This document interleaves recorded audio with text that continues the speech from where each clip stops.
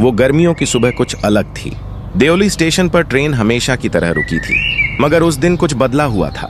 जैसे ही सूरज की पहली किरणें प्लेटफॉर्म पर पड़ी, एक लड़की दिखाई दी, धीरे धीरे चलती हुई, अपने हाथों में टोकरी लिए, नंगे पांव, पुराने फटे हुए कपड़े और कंधों पर डला एक पुराना शॉल।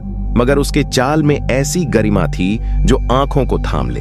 वो औरों जैसी नहीं थी, उसमें कोई बनावटीपन नहीं था, कोई दिखावा नहीं। वो जैसे उस चुप स्टेशन की आवाज थी, धीमी मगर गूंजती हुई। वो मेरी खिड़की के सामने आकर रुकी। मैंने उसकी तरफ देखा और वो मेरी तरफ। कुछ पल के लिए वक्त वहीं ठहर गया। उसकी आंखों में एक अजीब सी बेचैनी थी, जैसे कुछ कहना चाहती हो पर कह ना पा रही हो। वो कुछ पल यूं ही खड़ी रही।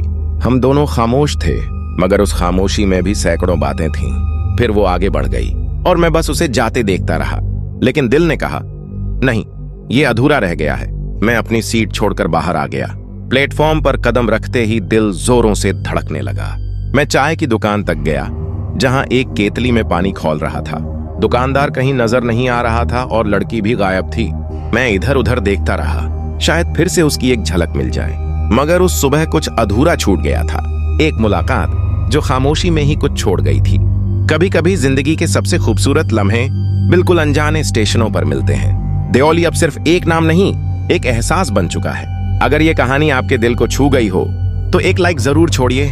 कमेंट में बताइए कि आप क्या महसूस कर रहे हैं और चैनल को सब्सक्राइब कर लीजिए, क्योंकि अगला हिस्सा और भी ज्यादा खास होने वाला है। मिलते हैं अगली कहानी में, वहीं जहां जिंदगी एक बार फिर